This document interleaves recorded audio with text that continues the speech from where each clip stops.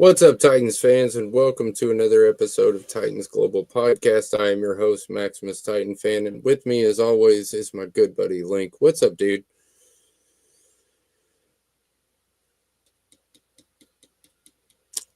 Got it now? Oh, there we go. There we go. Much like an L in the Titans win-loss column, we are back. It is good to be here. But we got a lot to talk about. But first, as always, make sure to like, subscribe, and comment. If you're already subscribed, give us a share. We want to reach as many people as possible.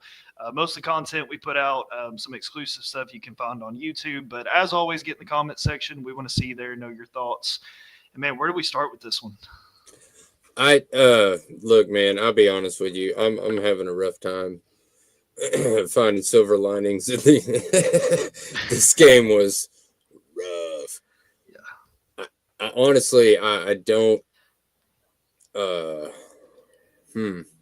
If we would have had a pregame show Thursday, which we did not, but if we had a pregame show Thursday, I would have said the keys to the game is stopping the run and containing Daniels. That's two pretty simple, fundamental things that you would probably say, yeah, it's pretty much a duh. God bless, man. We didn't do either one of those. That's the first time I've ever questioned whether Denard Wilson is good at running the defensive scheme, because they seem to run just at will. And it did not matter what we did. They had gaping holes in the the Joe Baker and Kenneth Murray, not so much Kenneth Murray, but Joe Baker, man, what the hell kind of gap discipline is that, man? I've seen better gap discipline in my 8-year-olds. What are y'all doing, man? Yeah, I mean, the frustrating thing is, to your point, like this should have been, I would have thought, a pretty similar game plan to the week before. I mean, and the crazy part's yes, if you want the honest answer, we like still statistically, can, yes, absolutely. But no, to your point, I think the game plan should have been real similar to what you just went against. You've got, granted, I think Jaden Daniels is a little more mobile.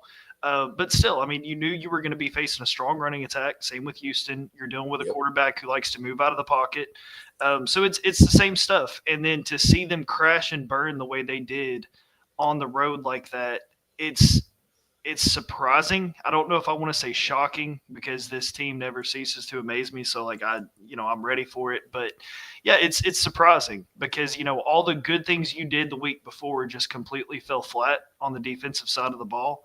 And granted, they lost this game in all phases, coaching included, offense, special teams, defense. But the defense for me was the most glaring issue, just because this was pretty not what we're used to. I'll put it that way. This is still a team that is allowing way too many red zone opportunities, and then allowing teams to convert those red zone opportunities. Still the worst in the league. So yeah, I mean, the problems are starting to show up more from a health standpoint. You've got guys you expected to be here who aren't, like Snead. And you put these young guys out here and these guys who came in mid-season, and this is what you get. So just got to find a way to fix it moving forward. But I'm with you, Denard Wilson. He threw up some of the first question marks I've had to this point in the season. Yeah, and I will say, Matt, like you said, we are still technically eligible for playoffs. We could still win the division, which is absolutely insane to me. Yep. But we are in the AFC South, so yay. But yeah, man, it was not good. It wasn't good anywhere. I mean, 1942. What are you gonna do, man? Problems from the first snap. We had penalties. Latham false start, NPF false start on the first drive, man. We went 3 and out, basically. I mean, if you don't count the penalties, we went 3 and out, right? And we ended with a 3rd and 22. It was sad. Mm-hmm. And that's the scripted drive. But, we didn't do good on the kickoff. Chestnut kind of didn't do well in that area for us this week. So we had not a great field, because I think it was 26-yard field position, something like that. Anyway, first drive of the game, just terrible. And then they get the ball and score a touchdown. And then it was basically the same thing again. They score a touchdown. Then Tony Pollard fumbles on like the third play, the third drive, Yep. and then gives them a short field, 27, 28-yard line. They score a touchdown. And then Jaquan Jackson on the ensuing kickoff fumbles a punt. And they score a touchdown. Jackson. Yep. I mean, holy crap, man. And this is all within the first quarter of the game. It was 28-0 in the first quarter. Yeah. Yeah, so I'll read. I mean, it's what you just said, but when you lay it all out like this, I mean, so you start the game, your drive summaries are punt, fumble, fumble. Like, you don't win games that way. You just don't win games that way. And to get in that big of a hole, then you force yourself to get into these passing situations. And this is a defense that can just sit back and pick you apart because they know what you're going to do, because that's what you have to do to get back in the game. So, yeah, I mean, just to me, this game was over at 14-0. Like, at that point, and then the fumble and they take back over. Like, at that point, this is just not a team up to this point in the year that has shown me, one, that they can play from behind because of the quarterback play, and two, that I'm not ready to say that they lack heart, but they lack an identity. They definitely lack an identity, and it's just I'm not used to seeing Titans teams get out physicaled, get outmatched, get outworked, because that's not what we've seen for the last 4 to 5 years. And now you're seeing a Titans team that's just completely out physicaled on the football field. And that's a problem for me. Yeah, it's not just out physicaled. I mean, one of the things the Titans have done well through many coaching staff changes is stop the run. We've always had a pretty good defense, but stopping the run is something that we've always done pretty darn well. Yesterday, they ran, like I said, at will. 267 yards total. 40-yard touchdown by Robinson, I think, in the first drive of their first drive, which was 3 plays long, by the way. Man, I just don't really have a whole lot of good to say in the beginning of this show. I'm going to try to do most of the negative in the front, which is going to be a lot.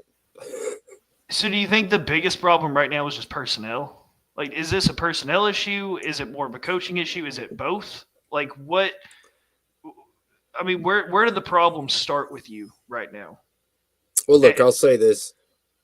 I'm sorry. Go ahead. Finish. No, across all fronts, not just defense, but across all fronts. Just offense, defense, special teams. Like, where do these problems initiate? Yeah, I'll be honest. The defense, and starting with the defense, because that's where I expect us to play good. We played good most of the season. The D-line, they didn't look tired. It just, I don't know. I don't want to say lack of effort, because they looked outmatched. Yeah, I was going to say, I don't think Jeffrey Simmons or T'Vondre Sweat are ones that are going to take. I haven't seen them take plays off yet, so I don't see why they would. But yeah, they were not doing well. Like you said, we were out physicaled, which is something that we're not used to. But as far as the defense goes, we do have a lot of players that were supposed to be starters that are not there.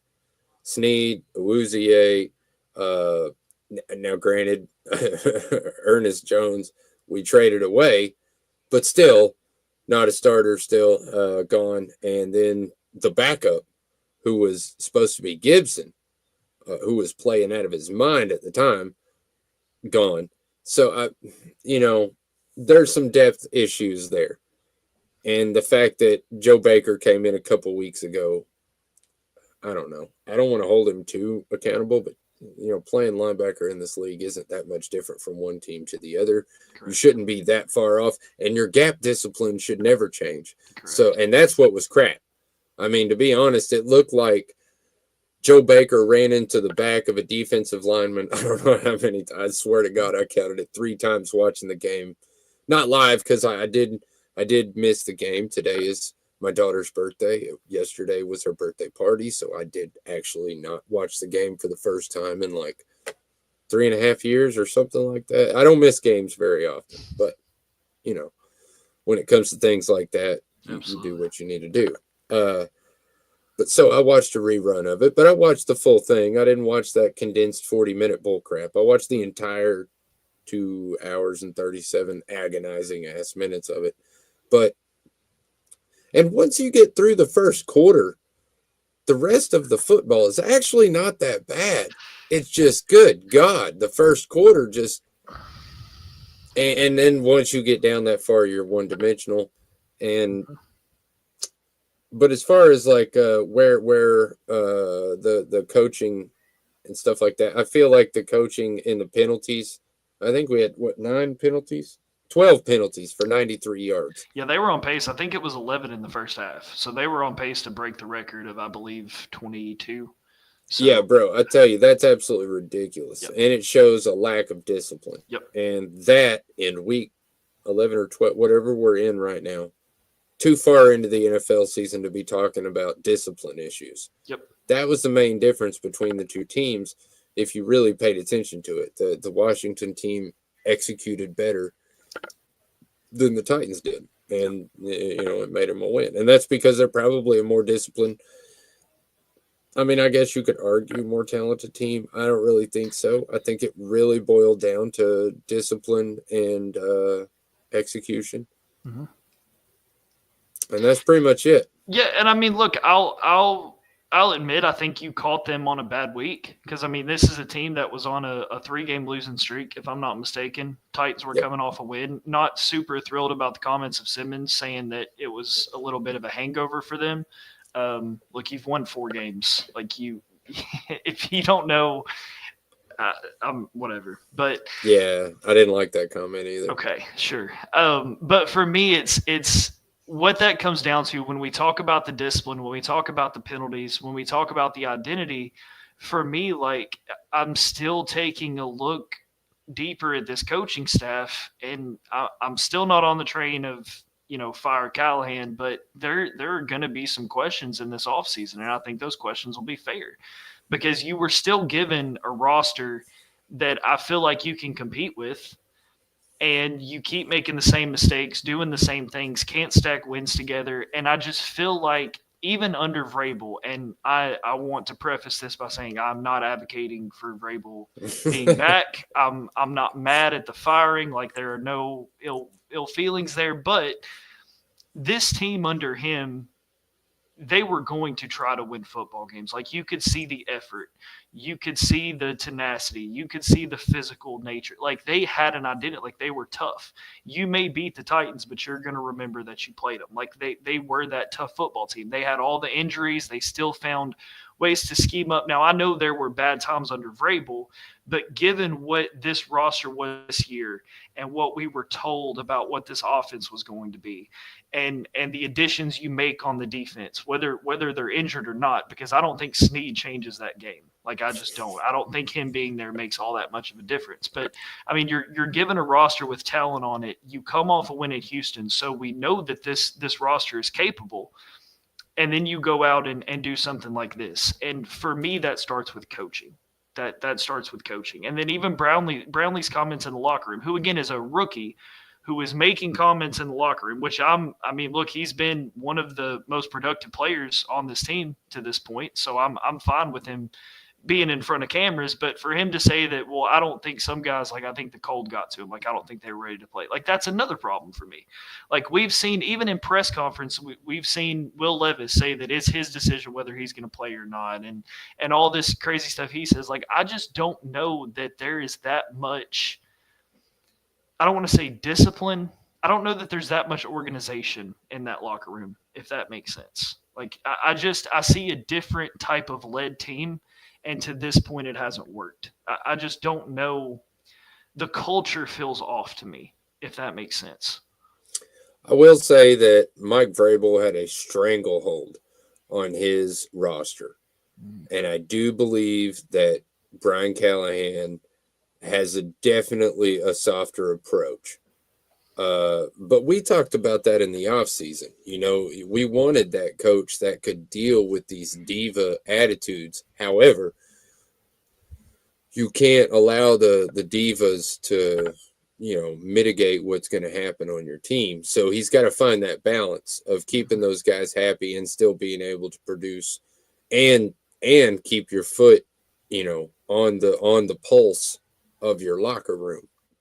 I don't want to insinuate that he's lost the locker room or lost any of his players or anything like that, because I don't think that's happened.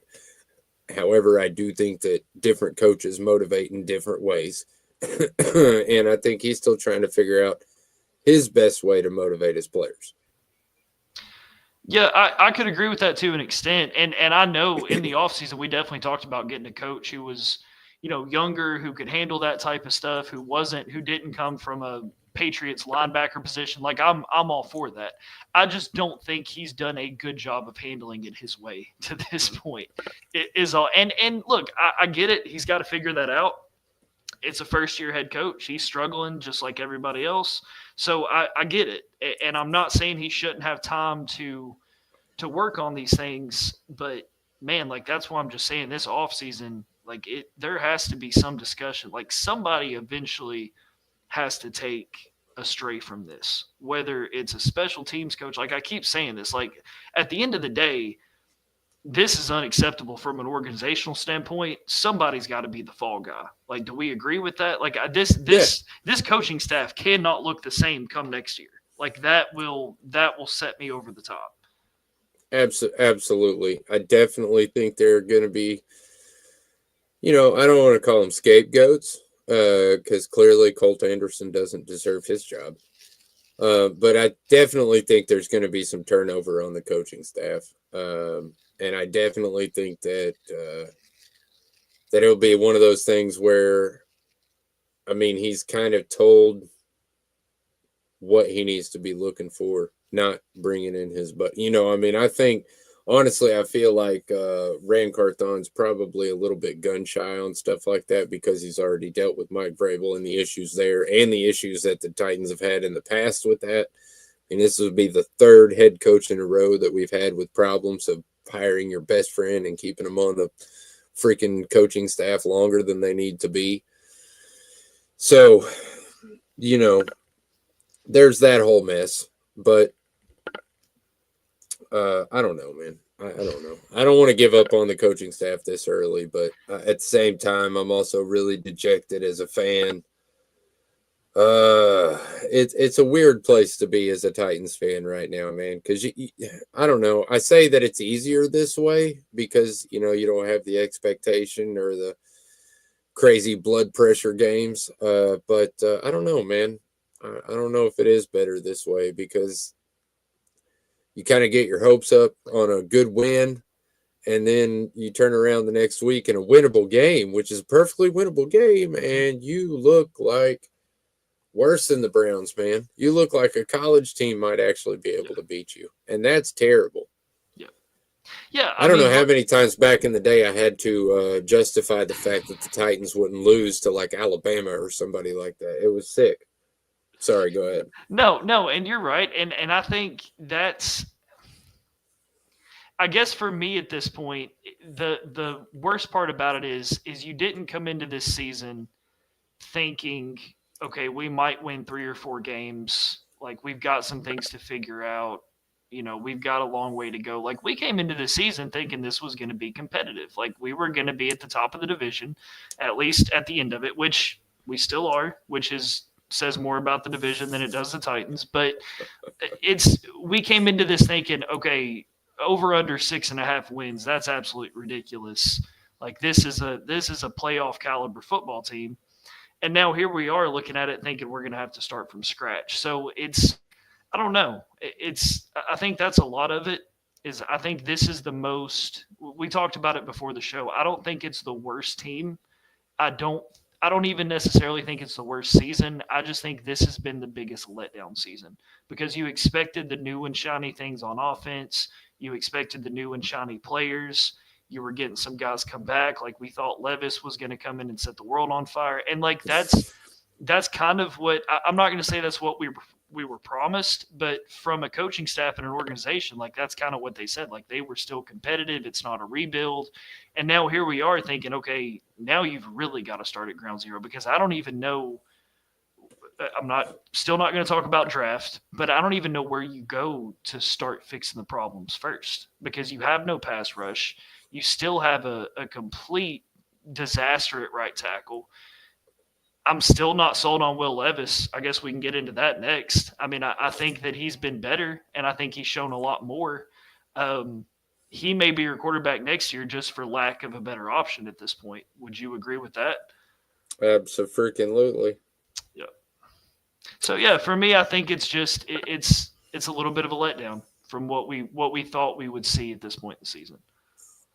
Yeah, definitely disappointing. I'm not gonna lie. I will say though that in this game there was some things that we didn't see in the Titans all season. So I feel like there are some, I don't know if you want to call them anomalies, or just weird circumstances any given Sunday, whatever you want to say, however you want to phrase it. But yeah, man, I know, right? That was yeah. But that's the problem though, minus the drop. Anyway, that's the big thing I was going to talk about. Wide receiver drops. I don't know about your count. My count said NWI dropped 5, the most out of any wide receiver. Ridley dropped 4. 1 was a throwaway against him. Chig dropped 3. Pollard, Boyd, and Wiley each dropped 1.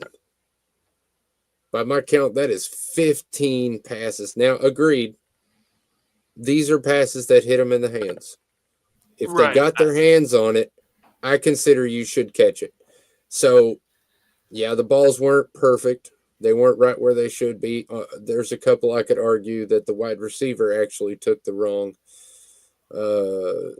because of the defensive back position. There could be some argument there. But anyway, point is, 15 balls that hit him in the hands that did not get caught. You add that to Will Levis's stats, or you add that to our game stats, you change those stats, and that makes us a competitive football team in this game. Mm-hmm. But the fact that those drops were allowed, or I mean, even NWI, which kills me that he has 5, but I watched the tape twice to make sure I was right. But one of them was, I'm sure everybody remembers it, but it hit him right perfect in the hand. And he even stops and looks up at the camera like, are you serious? Mm-hmm. How did I drop that? So, I mean, and Pollard fumbling. I mean, he hasn't fumbled all season. He's carried the ball really well, got into those scrums in the middle, like the rugby scrums or whatever. He's fine. Mm-hmm. But for some reason, this week, what's up, Louie? How you doing, man? But for some reason, this week, we had just these crazy situations that kept seeming to come up. And that is exactly, I mean, for me, the drops killed us. They absolutely killed us. As your job in the as a wide receiver, you have 2 jobs. Get open, catch the ball. That's it. Yak and all that crap is great. But your job is to get open and catch the ball. Mm-hmm.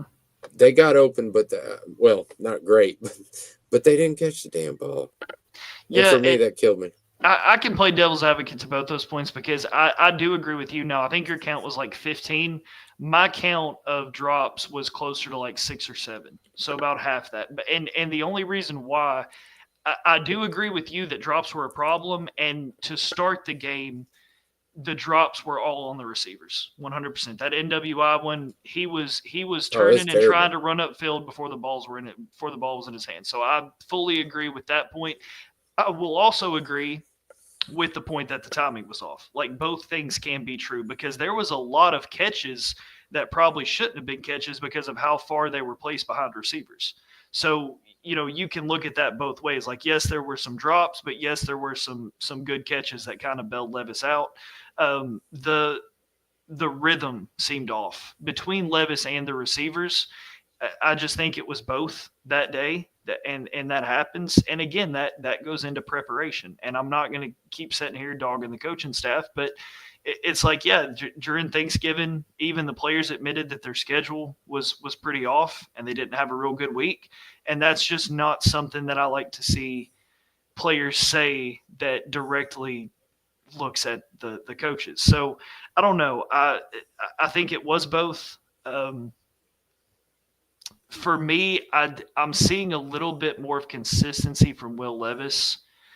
His receivers aren't doing him a huge job, but I think they're doing well enough given the talent level you would expect from guys like NWI.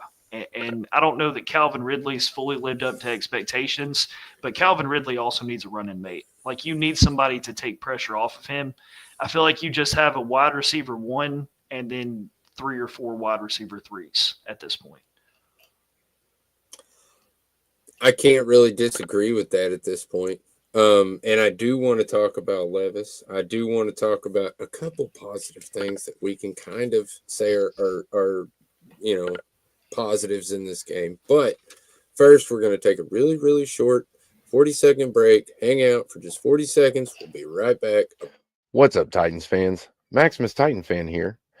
Are you in need of professional excavation services? Look no further. Red Zone Builders has the expertise, experience, and equipment to handle all or any excavation project, big or small.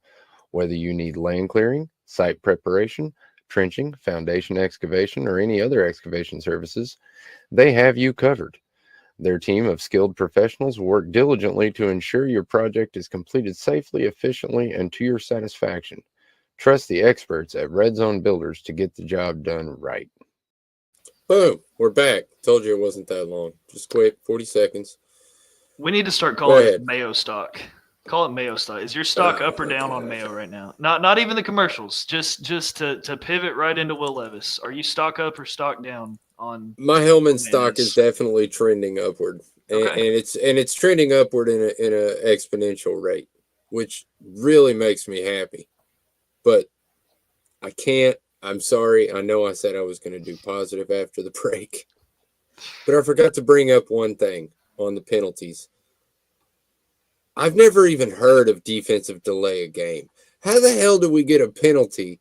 I've been watching football and playing football 30 plus years.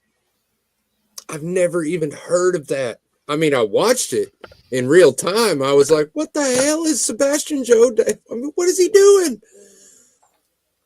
Well, it's okay in defense. So the ref was over top of the ball with his hands out. So basically the offense made a substitution, which gives the defense the right to substitute. And if you watch college, you see this a lot because it's big in college, especially with Tennessee. They'll kind of jog that last player on to take more time off the play clock so that they either have to take a timeout or delay a game. So I think that was actually really well handled by the Titans, because the ref's over top of the ball with his hands out waiting for defense to substitute, and then it gets down and they call the penalty on the Titans. At least that's how I saw it. Now, in all fairness to the referees, on the very next play, there was a penalty on them that set them back those 5 yards, which to me looked like it was the refs kind of that get back penalty just to kind of reset things. Because I think it was a false start, but there wasn't really anything there for a false start in my opinion. So yeah, I mean, I think that was almost one of those, like, it didn't really matter at the end of the day. But going forward, I mean, there should definitely be some explanation to that, because if the ref's over top of the ball holding up play, I don't see how you can call a penalty for a player getting off the field. That to me doesn't make sense. I agree. And it was he ran back and forth like 3 times. I was literally thinking to myself, what the hell are you doing? Brandon, I see your question. We're going to get to that in just a second. Louis had a good one here, but I understand. It's kind of hard to understand what he's saying here, but when you read it out, losing is winning, winning is losing when it becomes, a draft bowl thing. I get what you're saying, but yeah, I'm kind of with you. Losing is not winning. However, the best possible outcome for Titans games for the rest of the season is play really good, but still lose the game. That is the formula that you want to see. Get close, but still lose the game. Because yes, you do want to have that draft. You're welcome. You do want to have that draft stock, but you also want to win. As just a fan of football, I am a fan of winning. I can never say that I'm tanking or my team is tanking. I will never do that. It doesn't matter if we're one win, no wins. I don't give a shit. I wouldn't care if I was on that no-win Detroit team. I would still say my coaching staff is not trying to tank. We want to win. We just suck. Yeah, look, and here's the good news. You're so bad in so many areas that no matter where you get in the draft, it's going to be an upgrade. I mean, can we be real? Like, it's like, okay, if I pick fifth, I'll take the pass rusher. If I pick second, I'll take the quarterback. Or if I go first, I'll take Travis Hunter. Like, no matter where you pick, you're going to be filling a hole on this team because there are so many holes. So to me, it's like if you're top 5, top 10, and you can go win out in the division, like that's I'm good with that. I just, like you said though, I just want to see competitive football. Like I just had like that did not look like a professional team on the football field. Like that's my issue with it. Is it just from every phase? So yeah, like I'm all for the high draft picks, and I'm also all for winning. But I mean, to be completely real, like I said, if you're top 10, I think you're okay. Yeah, I definitely think 1 to 7 is where you want to be in the draft. 7 to, I don't know, 12 or 13 is okay, in the area of okay. Anything after 13, it sucks.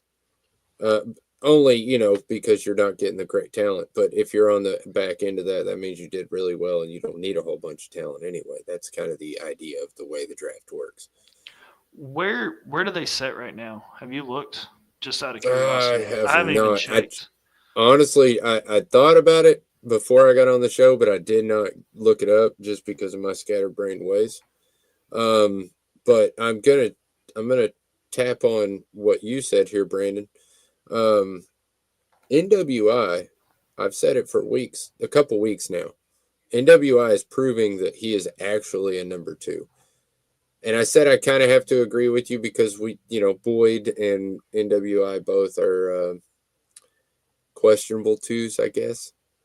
But just looking at the basic numbers of what he has, he's 5th in touchdowns, tied with George Kittle as far as touchdown receptions go in the NFL. 5th in the entire NFL. He's up there with Jamar Chase and I can't remember the other guys. Doesn't matter. Point is, he's 5th in the NFL for touchdown catches. And right now he's got one heck of a streak. And when asked about it in the locker room, he smiled. But he did not shy away from the fact that he had a lot of drops today. And he criticized himself on those drops before he said anything about the 2 touchdown catches that he got. So I appreciate at least that candor from him, that he realizes that he had a bunch of drops today that really hurt the team.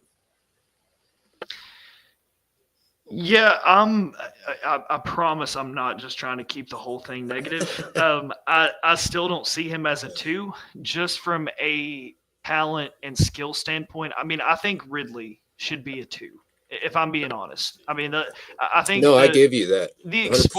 When you look at the metrics of what a number 2 is supposed to be, the explosiveness, the route running, the talent. Like, yes, Nick Westbrook-Akine, all he does is catch touchdowns, but also all he does is catch touchdowns. Like does that make sense? Like we see the drops, we see him not be able to, I mean, yes, he hits some intermediate stuff every now and then. I'm really happy with the play that I've got from him, but in a perfect world, I guess what I'm saying is I would want him to be a number 3. I would rather have an all-star number 1, a Calvin Ridley type player at number 2, and then someone who can give me that availability, who can step up in the number 2 spot if the number 2 goes down. I think he's a very solid player. I think he has a good future, and I hope it's on this team. But if this is going to be a Super Bowl contending team, you need a better number 2 than NWI. Does that make sense? Absolutely. Look, let's not fool ourselves in believing that NWI has suddenly, at the age of 27, broke some kind of athletic barrier where he suddenly became faster or more agile. He doesn't do well against man coverage because he's not super agile or fast and can't create that kind of NFL separation that you need. But yet again, like you said, he just continues to catch touchdowns and show up exactly when you need him to. Kind of like, I mean, he points it at Moore, kind of like Chris Moore was a couple years ago. Just showed up exactly when you needed him to. He wasn't there all the time. You didn't need him all the time, but you needed him every now and then, and he showed up huge when he did. And I think that's why people are so happy with NWI right now, is that it's just something to it's just something to be happy about. It's a good story. The guy come from undrafted free agency, stuck with the same team for years and years, clawed his way through the NFL and actually has made himself a decent wide receiver, which is a nice story. But there again, it's just a story. It doesn't make him a better NFL player. It does make me a fan of him. It's like the people out there rooting for Mason Kinsey. I don't really understand that, but it's the same type of deal. He is the Mason Kinsey, I guess, of slow, bulky wide receivers. He is the most consistent receiver on a 3-win football team. I think there you go. That's the way to sum it up. My God, that's the way to sum it up. So, okay, so you brought it up.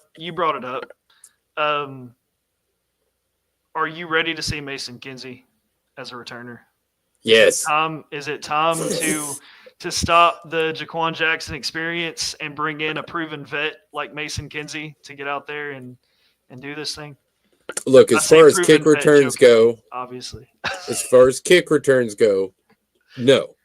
Okay. I want Jaquan Jackson on every kickoff return. Really? As far as punt returns go, hell no. Don't let him put no more punt returns for him. You get no more. He's the leading vote for Pro Bowl, though. I mean, true story. I swear to God, somebody is trolling us out there in the NFL right now. Somebody's just like having a laugh. They're like, you know what? I'm just gonna press it. Watch this, guys. I'm gonna vote for Jaquan Jackson. And then so many people thought that was funny and thought to do that he actually is number one in the voting for NFL Pro Bowl. Please, people, don't let that happen. Don't. That will be the cruelest joke in the world. But yeah, man, I don't know. He may be the only player to lead in a Pro Bowl race and get benched the next week. Like I'll have to check the stat on that, make sure that that's straight. But yeah, I would say that's a good possibility. And then to Brandon's point here, about Mason dropping a bunch. Yeah, but it's recency bias at this point. Like you got to do something different, right? Like again, it's change for the sake of change. I mean, it's just what you're doing is not working, and you got to try something else. Exactly. Louis, I have no idea who the hell you're talking about here. I'm not that up to date on my college players, and I usually don't even start looking at them for a couple more weeks.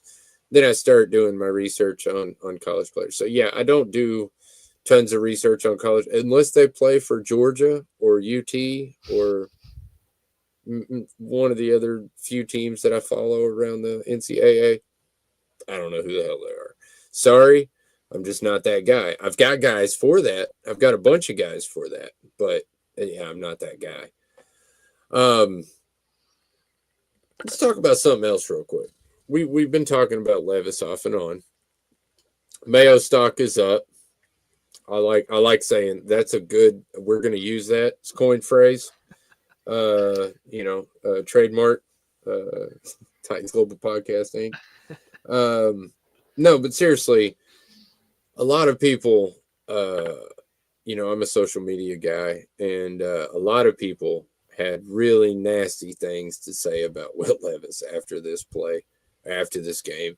And I just don't feel like that he deserves the kind of backlash that people are throwing at him. Like, oh, he looked like he was trending up, but then now all of a sudden he looks like he sucks or he's a garbage.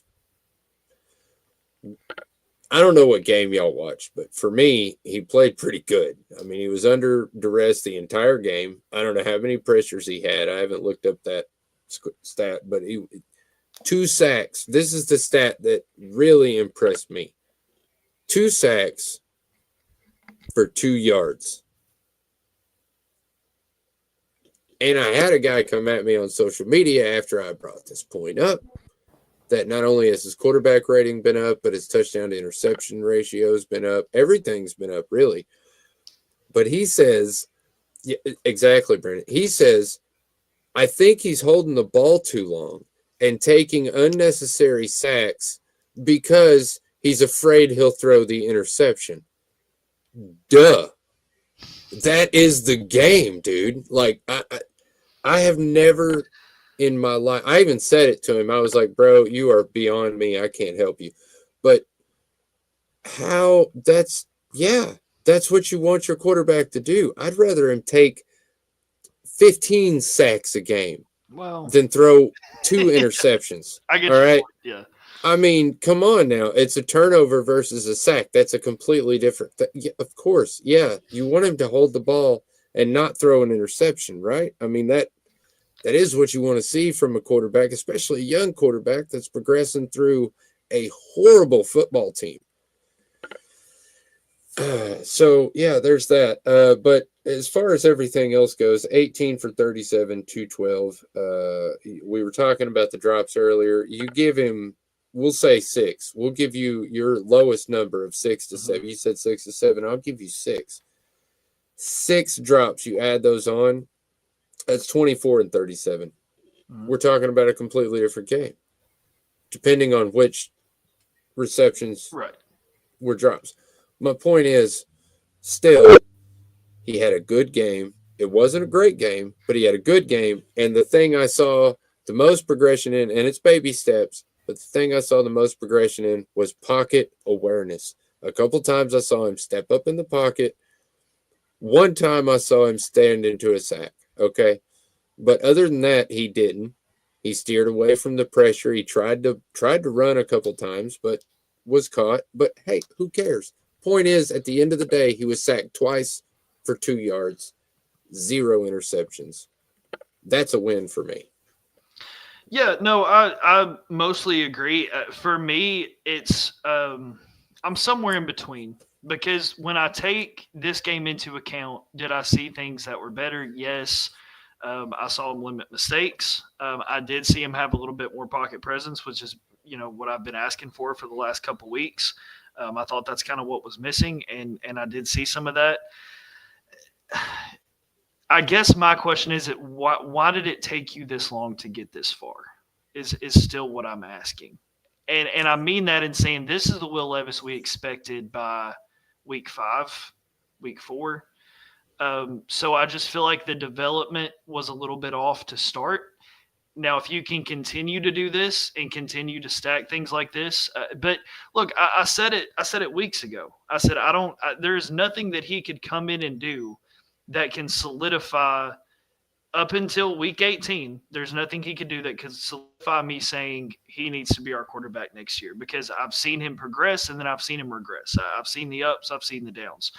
He's starting to stack more ups, which I think is definitely good, but it still doesn't overcome the way in which he stacked the downs, if you follow what I'm saying. Like, I think he's been more consistent. I just want to see it continue to be consistent. And look, I'll say right now, I think if you were to force me to guess, would he be the starter here next year? Right now, I would lean more towards yes. Just for the simple fact, like I said earlier, I don't know that you really have a better option in the draft. I feel like he's developed more within the last few weeks than what you would get out of a rookie coming in to this point.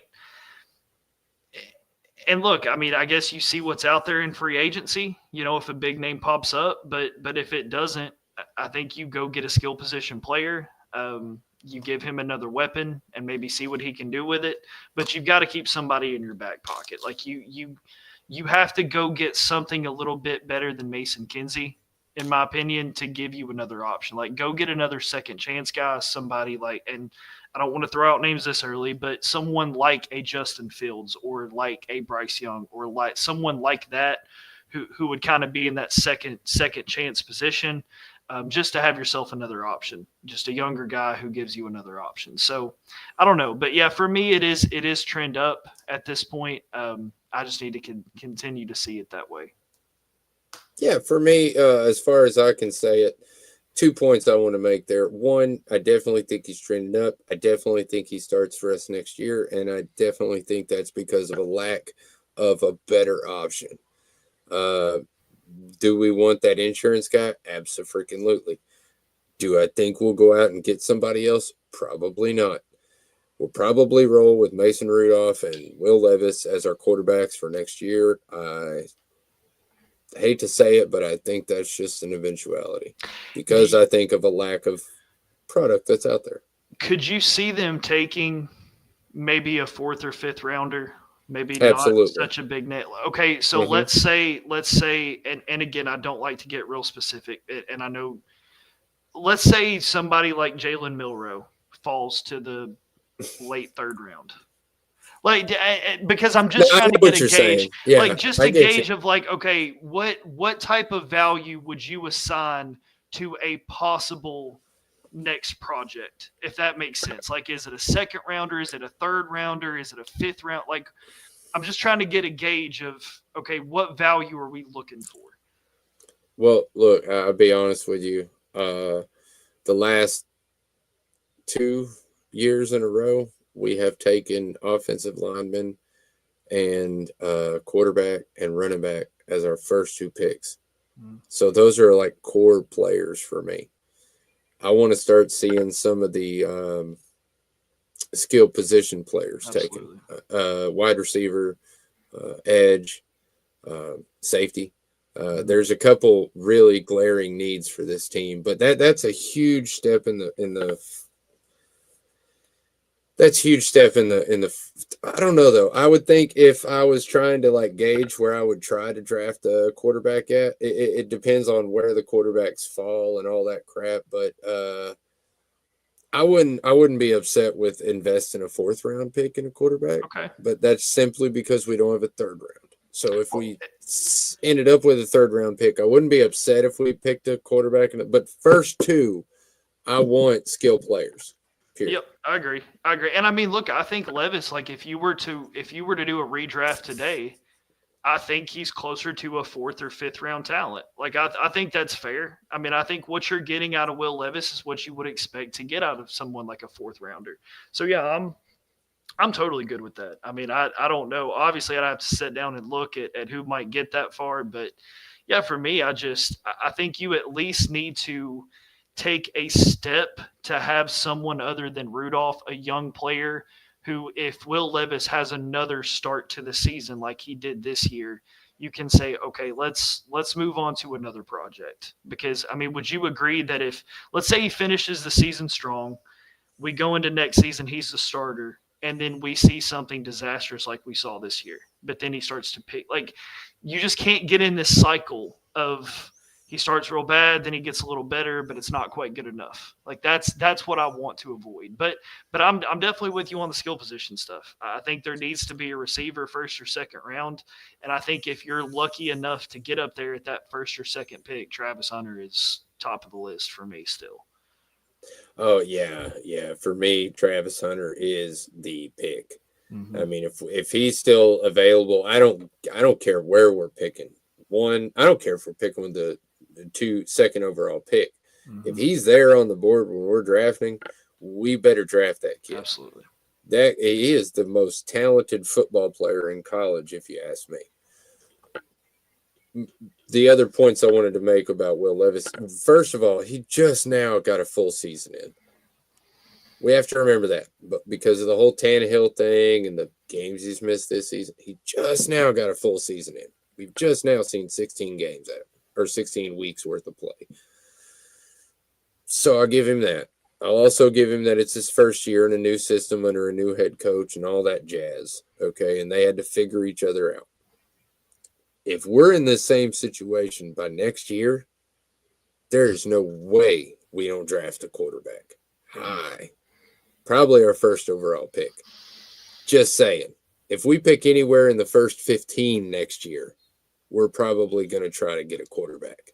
I'm just saying, unless, something else happens and our defense just goes to crap and that's why we're that bad and Will Levis played amazingly, then, obviously it's not that way. But I feel like if we're that bad, then it's obvious that Will Levis wasn't the key to the victory or whatever. But also in this particular game, I wanted to say that 9 is the amount of rushing attempts we had in the entire game. The whole game. Not counting the Will Levis, oh shit, I need to run rushing attempts. I'm talking about actual handed off to the running back 9 times. We had 37 pass plays. That is not the way you want to play your game.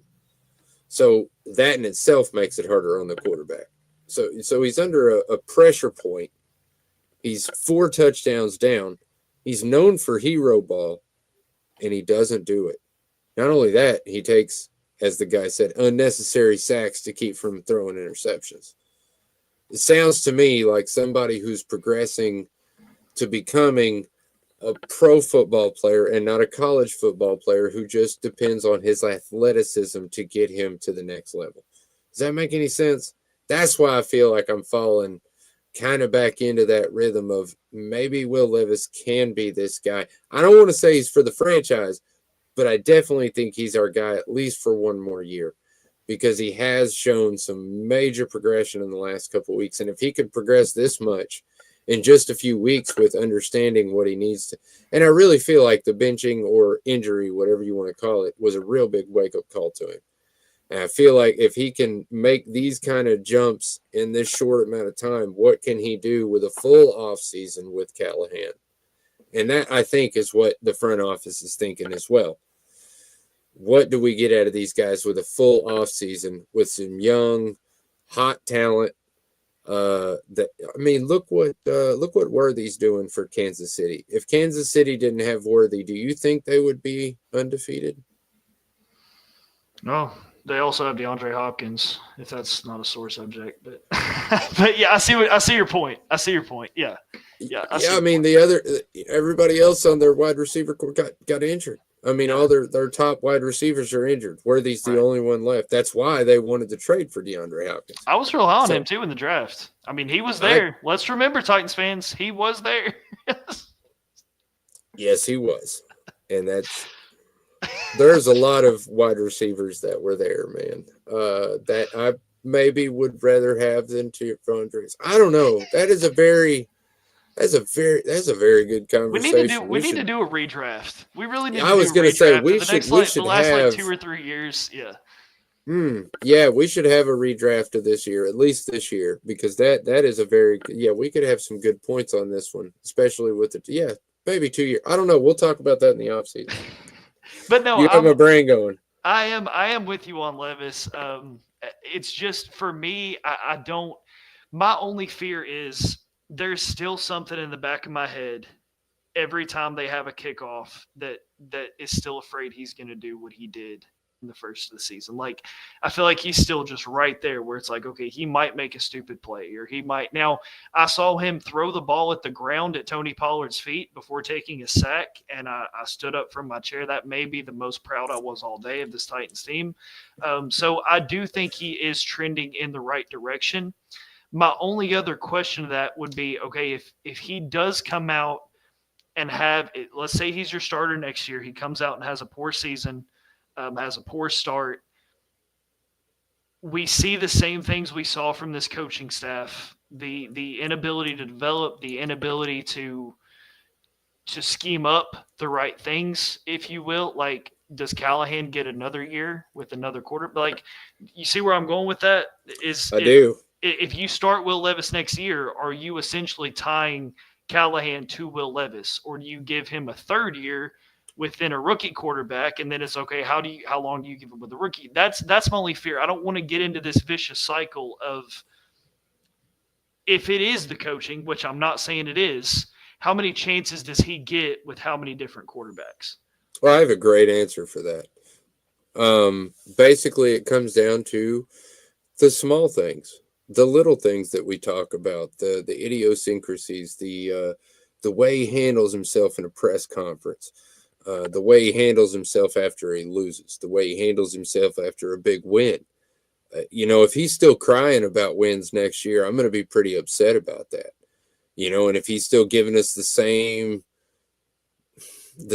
exact press conference that we get every single week about, oh, we need to coach better, need to play better. It's starting to sound like somebody else I know. I'm just saying, I feel like there are many other things that you can judge a head coach's success on other than the success of the quarterback or just the overall team as far as the score goes. There are a lot of other mitigating factors, injuries, just stupid things that happen. But yeah, I mean, like we were just talking about, 12 penalties for 93 yards. It's lack of discipline. And the fact that I think we were talking before show, I don't know if we said it on the show, but it was, 10, 11 penalties in the first half. It was ridiculous. That's a discipline thing, and that's on the head coaching staff by this point. So if we're still seeing things like that next year and we're still having a bad record, then yes, I could see he's on the hot seat. He's ready to go out the door. If Levis sucks, like his progression seems to be off, but all of a sudden you're seeing timeouts being taken in the right times, good actual 2-minute drives being put together for the end of the game and for the 2-minute warning. All these things are keys as to whether the head coach is doing a good job or not. Whether we have a new special teams coach will also play a huge factor in that for me, especially after, I swear to God, if he keeps his job till the end of the season, he better be gone like a week after the season, like not even a week after we find out that we play the last game. He should be gone within 7 days. I agree. There's nothing. No excuse. There is not any level of better that special teams can get to make me think that he still deserves a job on this team. Like I don't care if they don't have another fumble. I don't care if they score a touchdown. Like at this point, I'm done. I'm absolutely done. So. I don't know how it's lasted this long, but I agree with you. The amount of turnover in the coaching staff is going to be a huge telling point for me. Yeah, I don't know, man. One thing I will say towards the coaching staff, I actually saw a little bit of adjustment by the play calling in the second half. I was actually happy with it because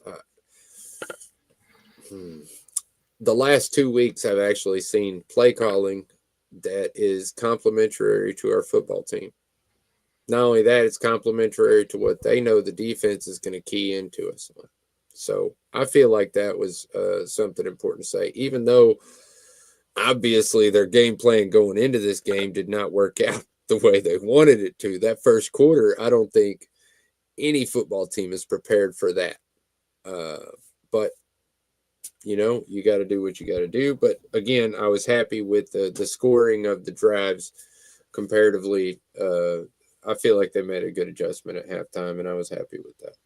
Yeah, that's fair. I mean, they had a chance to make it a 14-point game. I mean, they come out, they score before halftime. They come out of halftime, they get the ball back. Like they march down. They ended up having to take field goals instead of touchdowns, which would have made it a lot closer. But yeah, I mean, you were put into a forced passing situation, and you were still able to put points on the board. So for me, I guess I've got to call that a positive. But I mean, from here, like you said, we just watch going forward, see what we can take from the rest of this season. I'm definitely looking at the coaching staff closely. I'm looking at the quarterback play closely because you still have some things to figure out before you head into this offseason. So, still got to watch, still got to bear with it.